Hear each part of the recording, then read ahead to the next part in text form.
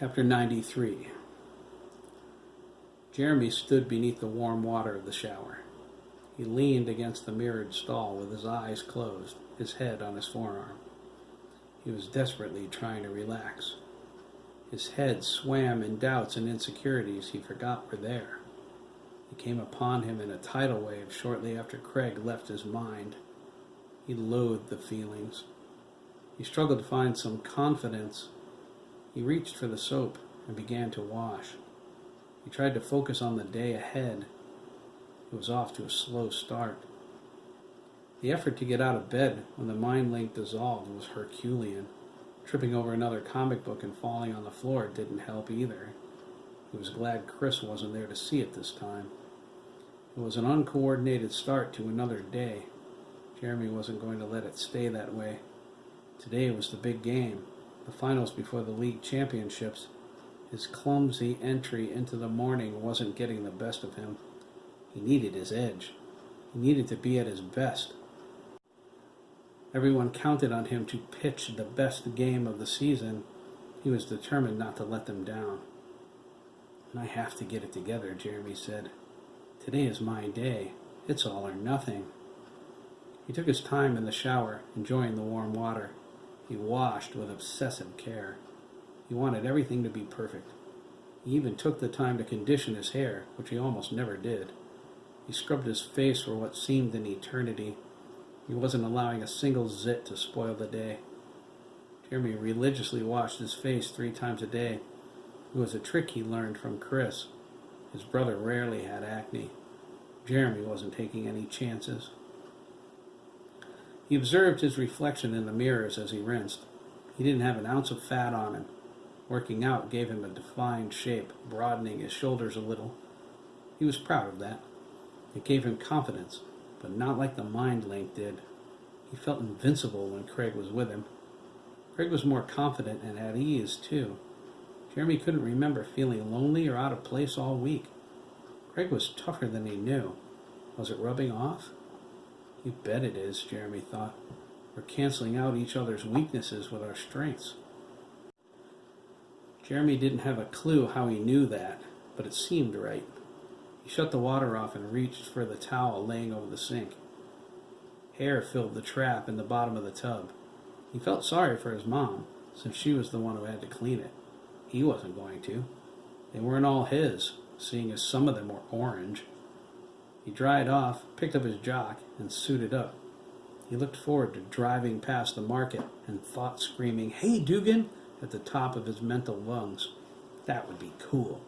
Craig would have a heart attack. The smell of cinnamon charged up his nose and put his saliva glands into overdrive. His stomach started to growl. He quickly tied off his cleats, bounded out of the bathroom, and charged down the stairs, his feet click-clacking on the wooden steps. "Easy on the floors there, sport," Thomas called from the kitchen.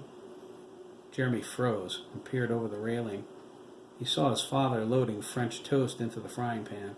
He smiled, but then rolled his eyes. Thomas was wearing his mom's white apron with the pink ruffles again.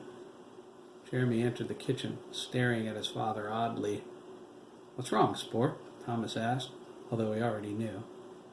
Jeremy scowled. "Now I know where Chris gets it from, Dad. At least he's not into women's clothes. Not yet, anyway." "You're probably right," Thomas agreed. "They say sexual preference is in the genes. I figured I was pushing it when I put on the pants. The apron would look a lot better without them, don't you think?" "Gross, Dad." He walked over to the table and sat down.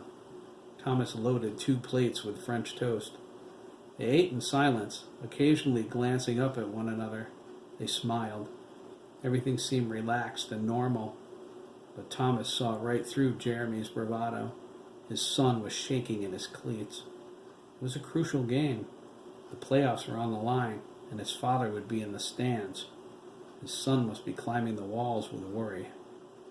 Thomas realized how much Jeremy was like him. Chris and Virginia were bursting with self-confidence. Thomas loved his wife's strength and her unfailing devotion to the family. Many women wouldn't put up with the long hours and little extras his career demanded. Virginia was understanding. The more he thought about her, the more he realized he missed her too. He made a mental note to spend some extra time with her as well. Taking Chris shopping this morning was a good start. He needed to pull Jeremy out of the back seat of his life. "This is going to be cool," Jeremy exclaimed, wiping his mouth. "It's going to be my best game ever." "Hey, slow down, sport," Thomas said. "It could be your worst game ever, and I wouldn't care. The only important thing is that you do your best." "Oh, very leave it to Beaver, Dad," Jeremy replied. He added, "Thanks, though. I needed to hear that." Thomas nodded. "I knew that." Jeremy noticed his father staring at him. It was the long, hard kind of stare that signaled a father and son chat on the horizon. He tried to remember if he did anything wrong lately. His mind drew a blank.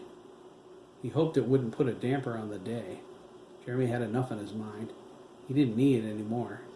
He wanted to ask his father about his research into psychic phenomena, but he couldn't get the words out. Oh well, later for that, Jeremy thought. It's Think Positive Day. He was positive his team, the Kelly Hardware Wildcats, would win big. Jeremy was determined to get his 15 minutes of fame. Today was the day that would set him for the rest of his life. "Take a picture, Dad. It lasts longer." Thomas shook his head and replied with a snappy comeback, "Huh?" "Good comeback." Thomas rubbed his eyes and laughed, sorry for staring. "No hay problema, mi padre," Jeremy said. "I just figured you wanted to talk about something." Thomas smiled and patted Jeremy on the head. He thought, "No, I don't want to talk about anything. Just the opposite. I have a lot of thinking to do." "I love you, kiddo," Thomas said. "You know that, right?" "I know, Dad," Jeremy replied. "I love you too." "He's growing up without me. What have I been doing? I'm missing so much. Not today. Not ever again." "What time is it?" Jeremy asked. He thought it must be close to time to leave. He was relieved there was no long conversation on the agenda. He was restless. He wanted to be at Legion Field with the guys. 10, Thomas replied. He asked, "Is it time to go?" "Yep," Jeremy said, downing his milk. They got up at the same time and pointed at each other, laughing. Jeremy tossed his dishes into the sink. He felt like he could take on the entire world.